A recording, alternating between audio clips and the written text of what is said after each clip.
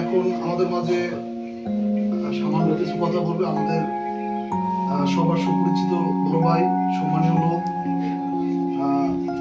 আমাদের এলাকার কৃতি সন্তান, খুব ভালো মনের মানুষ। ভালো মনের মানুষ বললে ভুল হবে, সে প্রকৃতপক্ষে খুবই ভালো মানুষ। তার আসলে এভাবে তার পরিচয় বিস্তারিত করা যায় না। আমরা কামরুল হোসেন ভাইয়ের মুখ থেকে কিছু কথা শুনবো, নেতিবাচক কথা বলবো ইনশাল্লাহ। সবাই ভাইয়ের কথা শুনবো এবং ভাইয়ের কথা মান্য করে চলবো ইনশাল্লাহ। ঠিক আছে? তাহলে আমরা ভাইয়ের মুখ থেকে শুনি। ভাইয়া, উপস্থিত তোমরা যারা এখানে আছো, তোমাদেরকে আমি সত্যি সত্যি অন্তর থেকে ভালোবাসি। আমরা একত্রিত হয়েছি বিভিন্ন কারণে। তার ভিতরে মূল উদ্দেশ্য হলো আমরা সমাজে যারা তোমরা মানে আসো, স্টুডেন্ট যারা আছো, স্টুডেন্ট লাইফ একটু অন্যরকম হয়, কিন্তু আমরা চাই তোমরা খুব ভালোভাবে জীবনযাপন করো। আমাদের দ্বারা সমাজের যেন সামান্য পরিমাণে কোনো ক্ষতি না হয়। এক নাম্বার, সমাজের যত ভালো কাজ আছে এই ভালো কাজগুলোর সাথে আমরা জড়িত থাকবো ইনশাআল্লাহ। থাকবা তো ইনশাআল্লাহ? তোমরা আমার সাথে থাকবা, কিন্তু কেউ কোনো অন্যায় করবা না। যদি কেউ একটা কোনো কারণে তোমাদের বকাও দেয়, তাহলে তোমরা সরি বললে না। কোনো ধরনের কোনো বাজে রাস্তাঘাটে হাট যেখানে মানে যেখানে যে আমরা সুন্দরভাবে জীবনযাপন করতেছি, মানে ভালোভাবে জীবনযাপন করি। আমাদের নিয়ে যেন কোনো মানুষ কোনো সমালোচনা না করে, কোনো গিবাত না করে, সবাই যেন আমাদের ভালো বলে। আমি কি বুঝাইতে পারছি?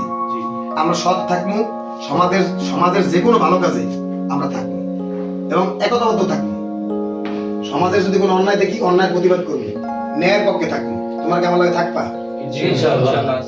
কোনো খারাপ কাজে আমরা জড়িত হবো না। তোমরা আমার লাগে কথা দাও, তোমাদের নামে যেন কোনোদিন শুনে এটা দুর্নাম। যত ভালো কাজ আছে ভালো কাজ করবা। ভালো কাজ করলে সমাজের প্রত্যেকটা লোক আমাকে পাশে থাকবে, আর খারাপ কাজ করলে কিন্তু আমাকে অনেক বদনাম হইবে। আমরা সমাজের প্রত্যেকটা ভালো কাজের সাথে জড়িত থাকবো। তোমরা থাকবে না আমার সাথে ইনশাআল্লাহ? ইনশাআল্লাহ। এই বলে আমার বক্তব্য শেষ করছি। ভাই খুব সুন্দর কথা বলছে।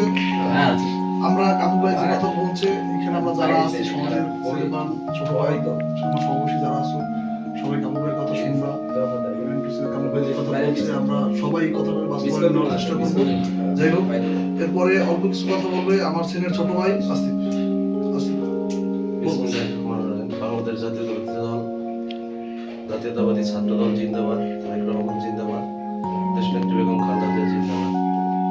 বিষয়টা হচ্ছে, আমরা এখানে যারা সবাই বসছি, আমরা সবাই কিন্তু ভাই এলাকা, বিশেষ করে এলাকার ভাই।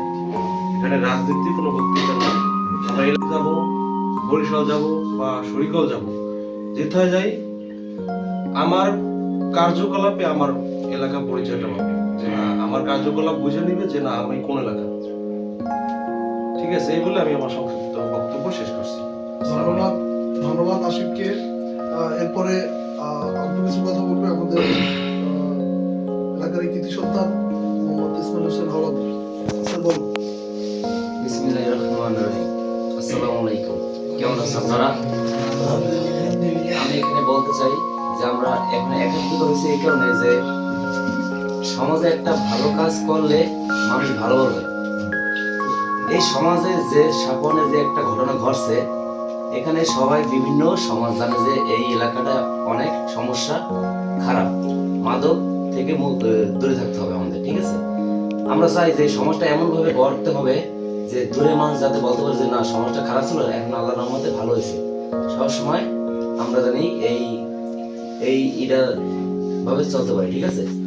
আমি আমার সংক্ষিপ্ত বক্তব্য শেষ করলাম। আসসালামু আলাইকুম। আচ্ছা, ধন্যবাদ ইসমাইলকে। এরপর তোমাদের মাঝ থেকে যদি কেউ কিছু বলতে চাও তাইলে বলতে পারো। নবীন কিছু বলবা? তোমরা কিছু বলার ইচ্ছা থাকলে বলতে পারো। ভাই কিছু বলবা? আমার মতো কুশল থাকলে বলবা? শোনো, সামনে কিছু বলবা? শোনো, সর্বোপরি শেষ, তোমরা আমার সাথে একটু ওয়াদাবদ্ধ হও যে আমরা সমাজের কোনো মানে ভালো কাজ ছাড়া অন্যায় কোনো কাজে যাবো না, অন্যায় কাজে জড়িত হব না। আমরা কোনো অন্যায় কাজে জড়িত হব না। তোমরা কি একমত আছো? যে আমরা সমাজের ভালো কাজ ছাড়া কোনো খারাপ কাজের সাথে জড়িত হব না। সমাজে ভালো কাজ ছাড়া খারাপ কাজ জড়িত হব না। তোমরা সবাই একসাথে বলো, আমরা সমাজের ভালো কাজ ব্যতীত কোনো খারাপ কাজের সাথে কেউ জড়িত হব না। যদি কেউ জড়িত হই, এরকম যদি কোনো প্রমাণ পাওয়া যায়, তাহলে আমাদের যে শাস্তি দেবে আমরা শাস্তি গ্রহণ করবো। যে শাস্তি দেওয়া হবে সেই শাস্তি গ্রহণ করা হবে।